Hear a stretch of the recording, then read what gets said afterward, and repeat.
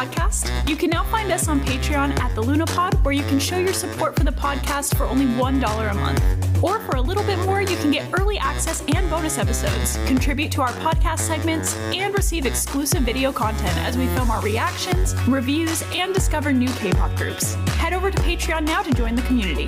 We can't wait to chat with you.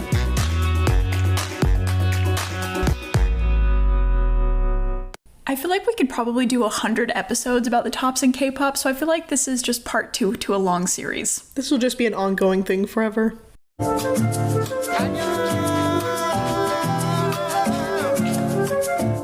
Hi, welcome to the LunaPod, where we talk all things K-pop. I'm Brooke. And I'm Brickell. We've been mentally trying to keep a list of who we think are the top idols in different positions, and this is our part 2 to the tops in K-pop. In our first episode, we went over the top vocalists, rappers, dancers, and visuals in K-pop, but we also realized while filming last episode that there are other top topics that we wanted to cover. You might have different opinions, and that's okay. This is just our list and who we think are in the top. So for this episode, we are going over the top leaders, idols with the most creative minds, the top performers, and producers. So starting off with leaders, we are kind of just looking into how different leaders vary across groups and why the leader's dynamic works so well within that group with those specific members. And first off is Namjoon, or RM, from BTS. Honestly, he just has the incredibly, anxiety-inducing for me, the idea of it. Impossible, honestly. Yeah, the very hard task of taking on the responsibility of being the leader for the biggest K-pop group. And honestly, one of the biggest groups, like musical groups in general, in the world. I genuinely can't even believe the pressure that he must have felt, especially in the beginning, because they blew up relatively quickly. And so to take off that fast, and you're the face of the group essentially, especially when overseas and English speaking countries at that time, he was really one of the only ones to speak English, so always being the spokesperson. And that's just the added pressure of being the spokesperson in general, doing it in other languages too. That's just, yeah, that's wild. I feel like it probably, I don't know if it felt like a burden to him necessarily, but I probably would have felt that way a little bit, but I feel like he's taken it on so well. I mean, like you said, it's just the pressure of it is almost unimaginable. And I just find it funny that people are always calling him President Namjoon, because we're saying it as a joke, but honestly, it's kind of I see the connection. You know what I mean?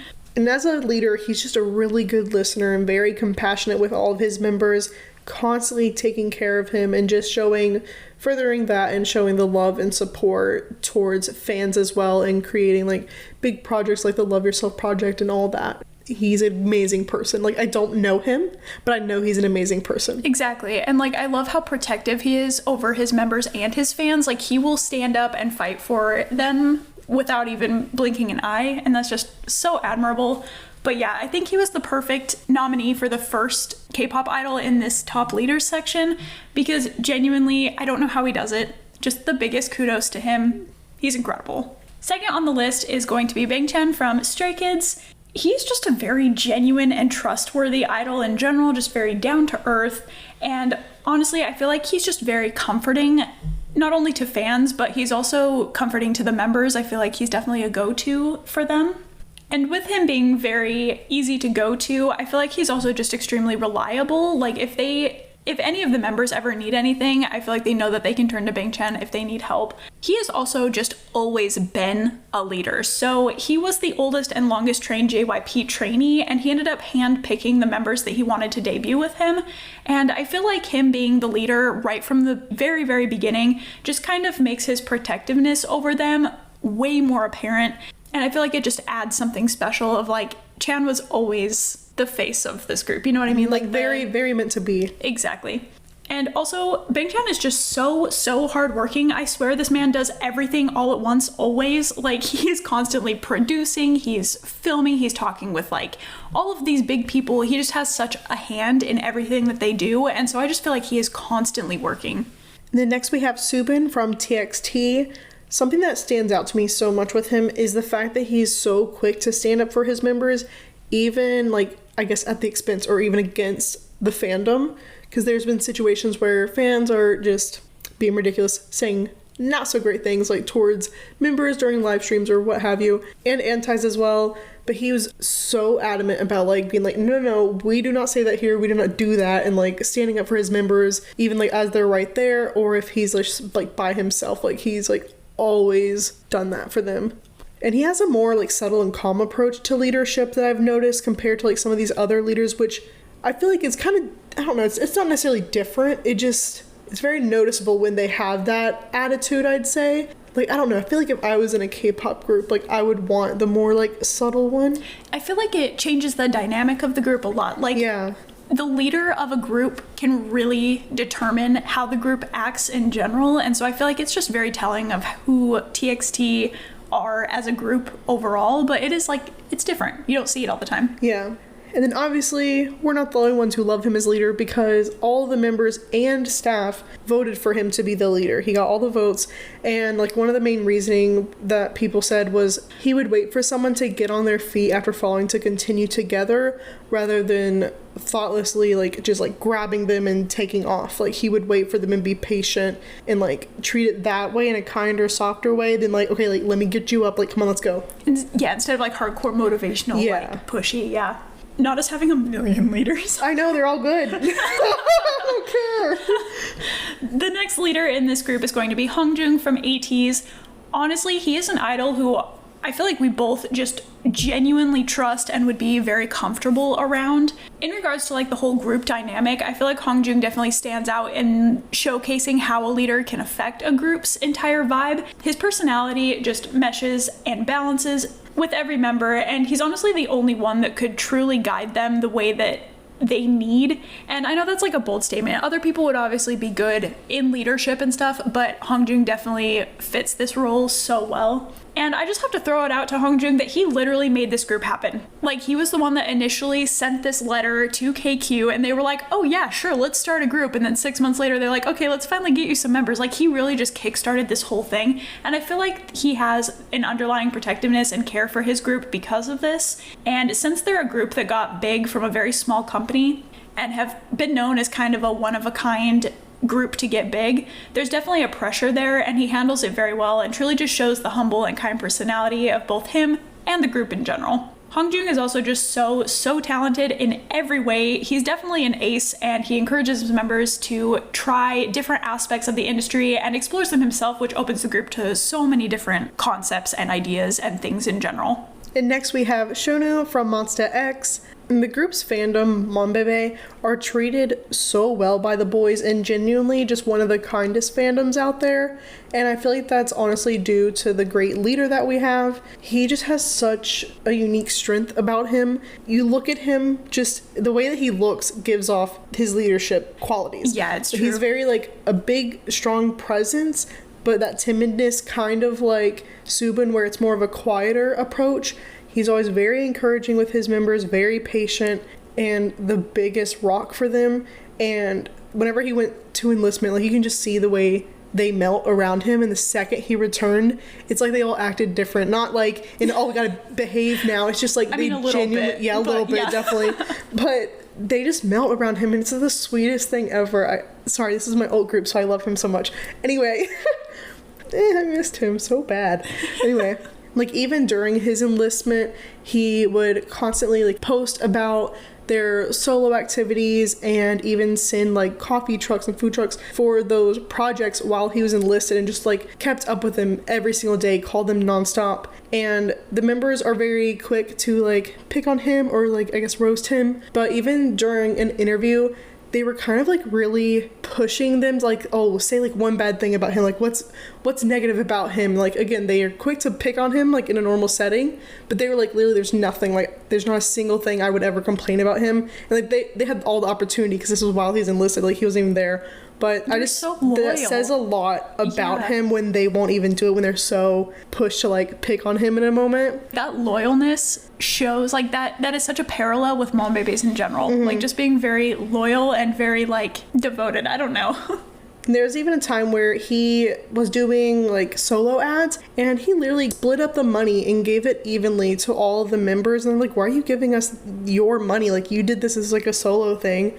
And he was like, I give all of like my success and like credit to all of you. So like, this is equally as much your money as my money. Why is he just like the top idol in love general? him so much.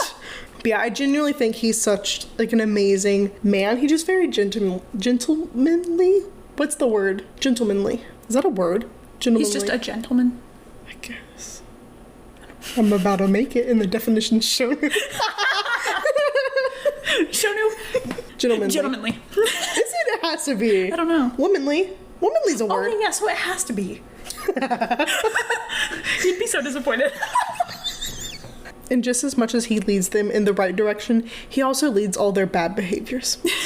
But fully joking aside.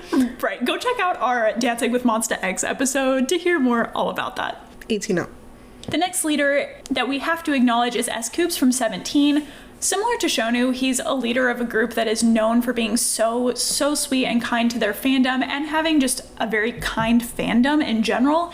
And again, this goes back to his group and his leadership, which it all is just like one big circle. It all connects. The vibe of the leader tends to be the vibe of the group, which tends to be the vibe of the fandom. S-Coups really just knows when to step in and be like, hey, I'm the leader, and then also step back and give others space to just be themselves and express themselves freely. And he just has the leader aura and charisma to him. It definitely stands out.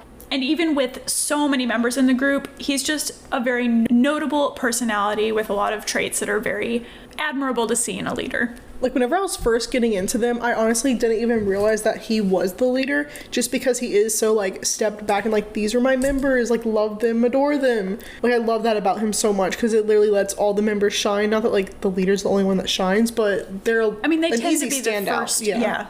And as if we didn't already list so many people, we will have honorable mentions as well. So first off is NCT's Taeyoung. Literally manages over 20 members. I think we have 26 total, including himself now. That's crazy. It's insane. And he just never runs from any scandals, not necessarily for himself, but just SM groups in general. Scandals are just brought up very quickly and early on into the careers. So I just commend him for that, for standing by like literally every member, no matter like what's been going on, and just very strong to deal with anything that SM throws him. He's in a lot of different groups and just doing solo work. So very hardworking and is very sweet and caring with his members, and just has a personality that is perfect for being a leader, which you can see like that duality between his performance and personality with being a leader.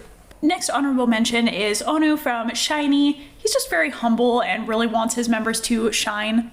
SHINee. Mm-hmm. And he also just has a lot of compassion for his members as well. It's just a very sweet type of leadership. I feel like, again, it's kind of an interesting one, and it just works very well for SHINee, so I love that for them. Another honorable mention has to be Suho from EXO. He's just like the main source of comfort for them, and definitely just the glue for EXO. He reunited them together during their really tough times and would buy them food they wanted during their time of mistreatment, and so just a lot of kudos to him for being so strong. And then last we have JB from GOT7. Right before their debut, he was open about like kind of having more anger issues, and so he wanted to manage that before debuting in order to step up for his group and kind of take that leadership role. And he actually ended up studying business to handle the group's like legal documents and help with like trademarks, distribution, etc. when GOT7 was going through like their transition phase of like leaving the company and working with like their copyright and like getting copyright back to the members. That is like next level dedication. Oh, he has literally done like everything that a leader should do. Like he has like gone above and beyond. Yeah, he might as well be their manager as well at this point. Yeah, definitely worthy of an honorable mention for the top leaders of K-pop.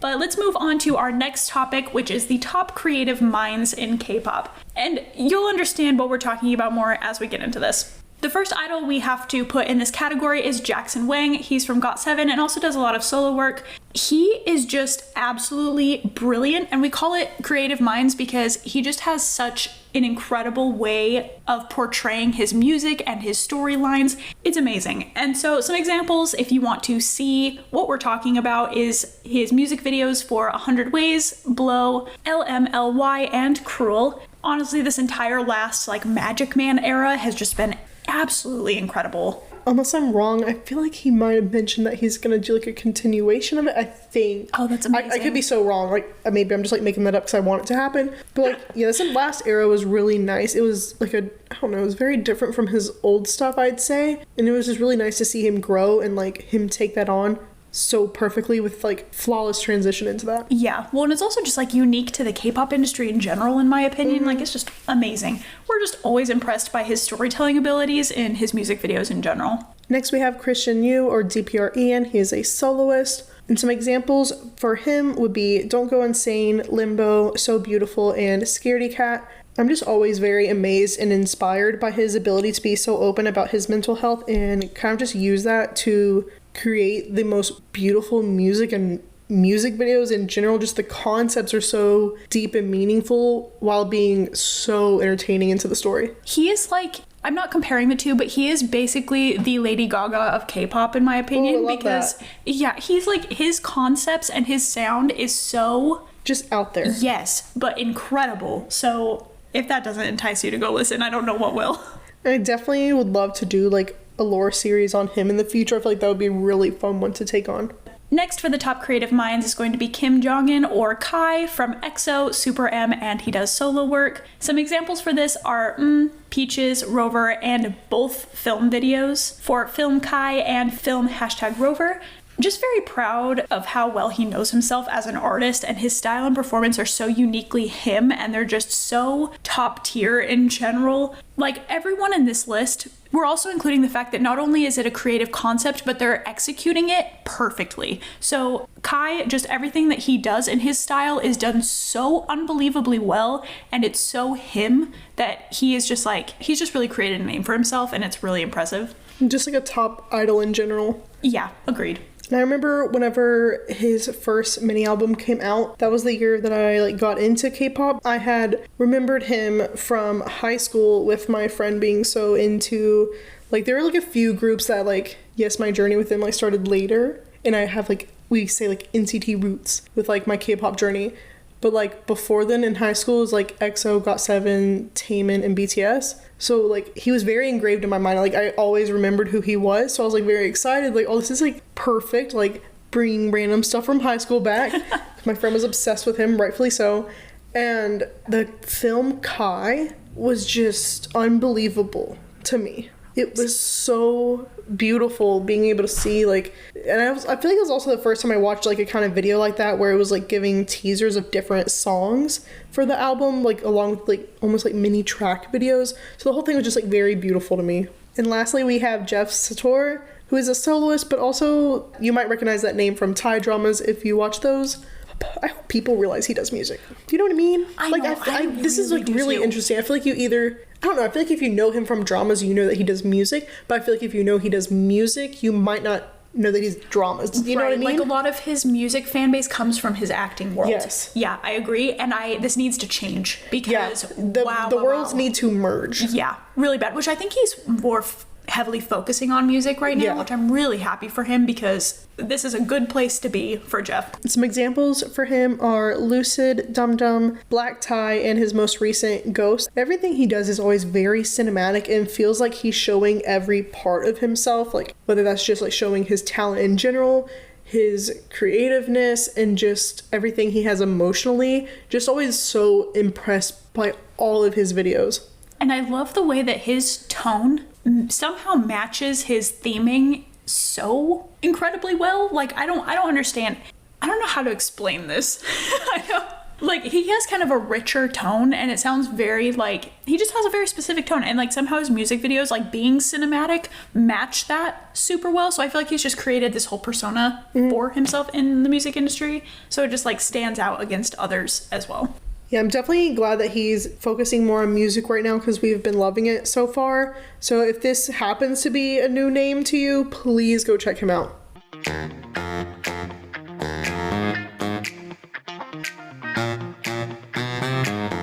We're going to take a small break and remind you that if you're enjoying this episode so far, make sure to follow the podcast and turn on notifications to make sure you never miss an upload in the future. And if you'd like to show some love, feel free to give us a rating as well. We'd really appreciate it. For our segment this week, we are doing BM's Tip of the Week.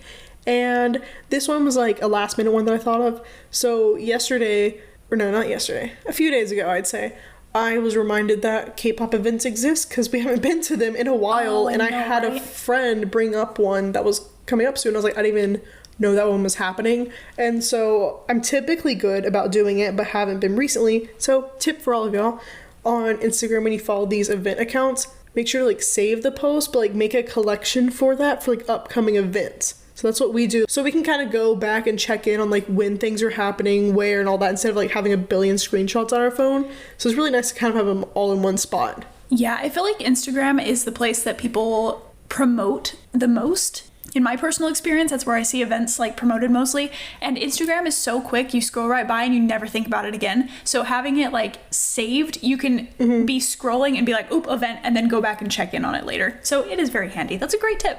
Oh, and there's also accounts that are like very specifically like, oh, like Orlando or Central Orlando K-pop events, and just like other, if you're like in different states, like typically there's an account that's dedicated to like promoting those events. So that's like another good thing to like kind of have them all in one spot. And moving on to the top performers in K-pop. First and foremost, we have Yo Hwanwoong from ONEUS.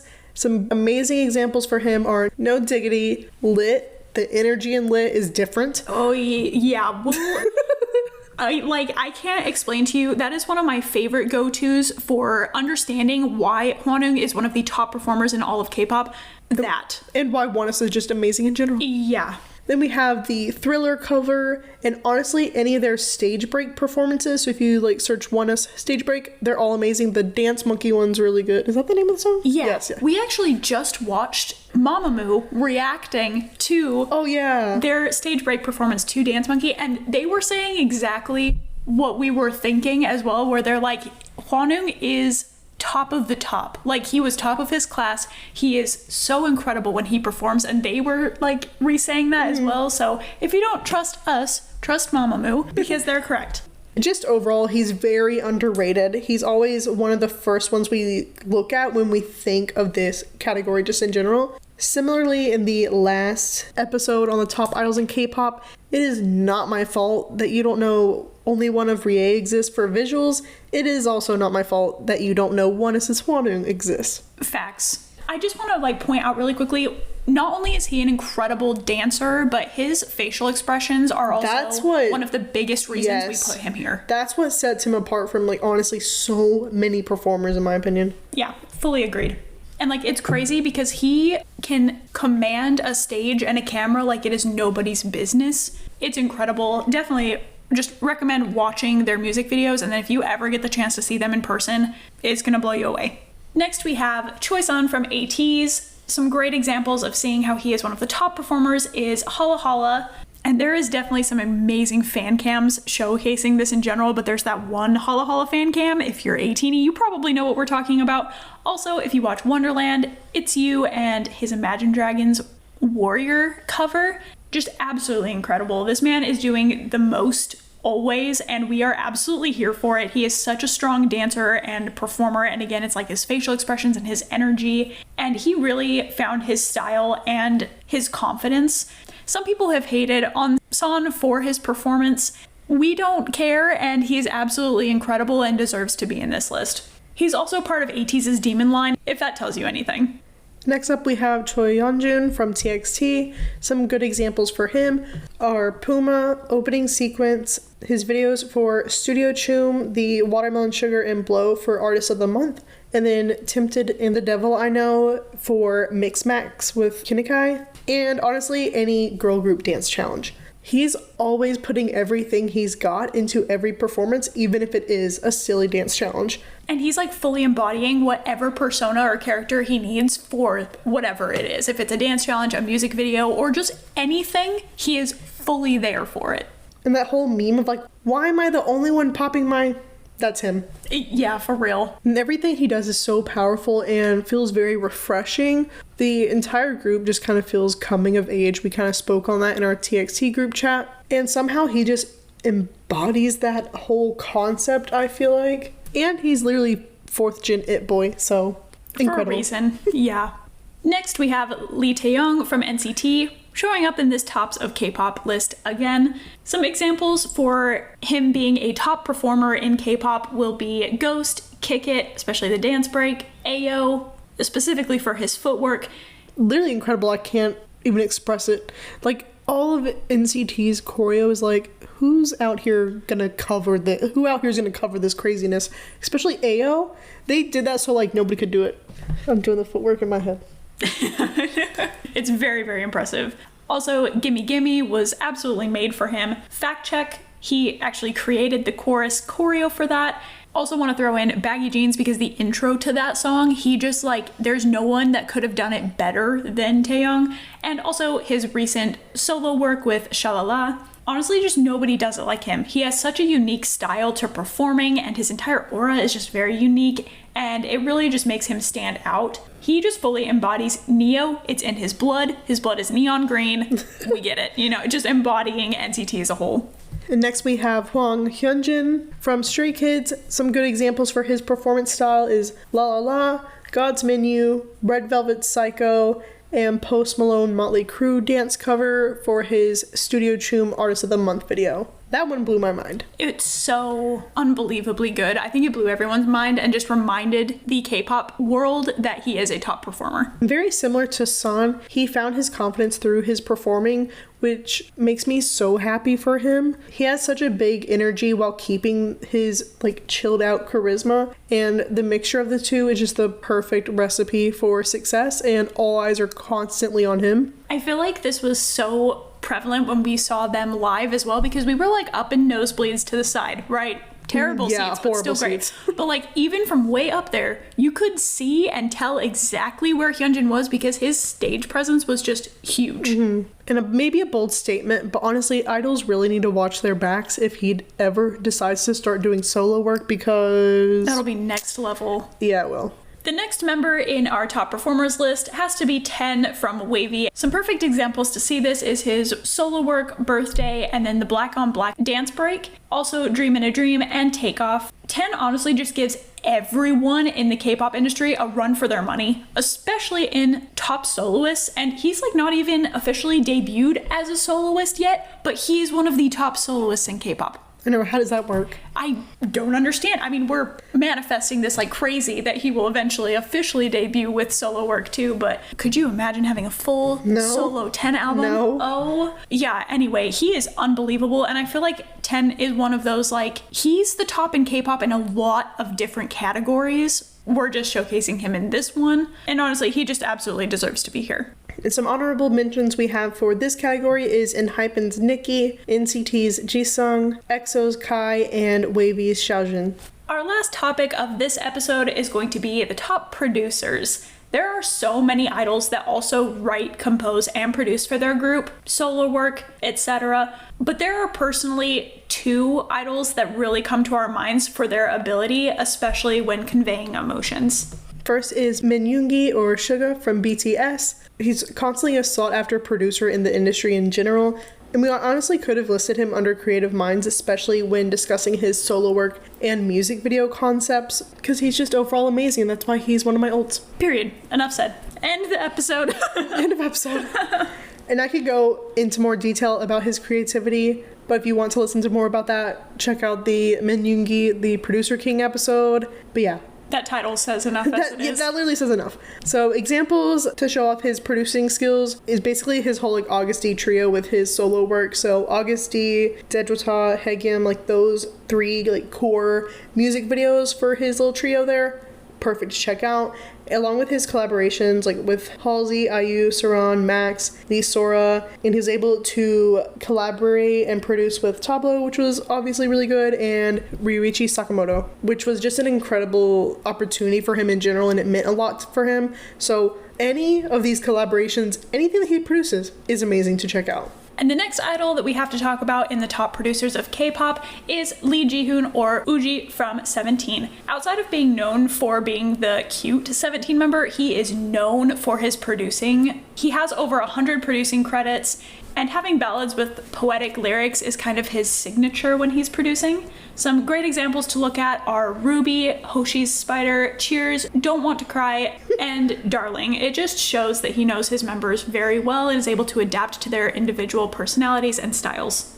And I just want to give a big praise for showing his love and support to people through his producing skills. Yeon from their previous album 17th Heaven was written for Seunghwan, who lost his best friend Moonbin from Astro this past spring. And Seunghwan even said, Uji sent me this song personally the day after he created it. It was during a period when I was taking a break, and as soon as I played the song, the instrumental began. My emotions overflowed and I found myself crying from the very first verse. And the song is just about not hating yourself and the decision that he made. It's just like a song for Seunghwan to sing to Moonbin. That's kind of like the way it was written. So honestly, there's like nothing more beautiful than that as a gift for his member who is going through such an extremely hard and painful time. And we do have some honorable mentions for this category as well, including BTS's Namjoon or RM and Stray Kids' 3 Racha.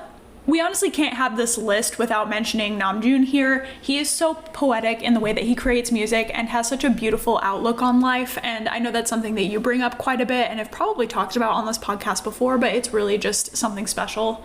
And with 3 Racha, they are just so creative when it comes to producing, and having everything they do be so uniquely Stray Kids style that they're known for is just very impressive and definitely deserves them an honorable mention here. That kind of wraps up part 2 of the top idols in K-pop, and again, second time we're doing this. So if there's ever any category ideas or desperately feel like someone is missing from the list that we've already done, please let us know. If you click on the episode on Spotify and you scroll for a baby bit, it'll bring up a response box, so feel free to leave it there. And in general, we either have like a question or poll box for every episode for you to interact with, or you can send us a DM on Instagram. Before we end this episode for today, we are going to do our song of the moment. This week it is going to be Dash and Run for Roses by Inmix. These are both from their recent album FE304 Break.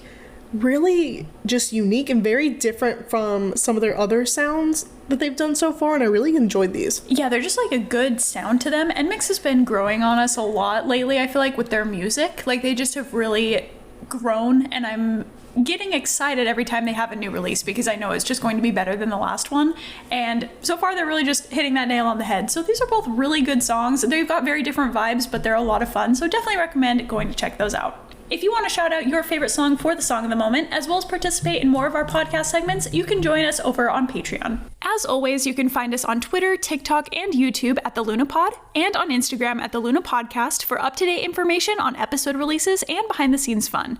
We post all sorts of content, so definitely make sure to follow us and check that out. Thank you so much for tuning in, and we'll see you next week. Bye!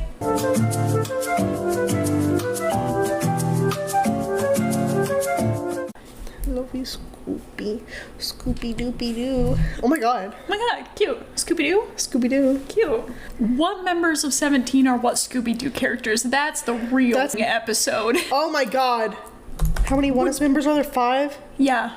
There's 2 6 boys, including Scooby, 2 right? boys, 2 girls, Scooby. Ito's Fred. That feels right. That feels so right. Xian's Daphne. Huanu's Daphne. Oh wait, you think Huan? Wait, you know what? Wait, who's Shaggy? Connie? Yeah. Maybe? Just because he's tall and lanky, that's the only thing I'm going off of. Who's Scooby? I don't know. See, I'm thinking of like 17. Mm-hmm. It's either Mingyu or Joshua is Shaggy. Out of the 2 of those, I'd say Mingyu. DK's Scooby-Doo.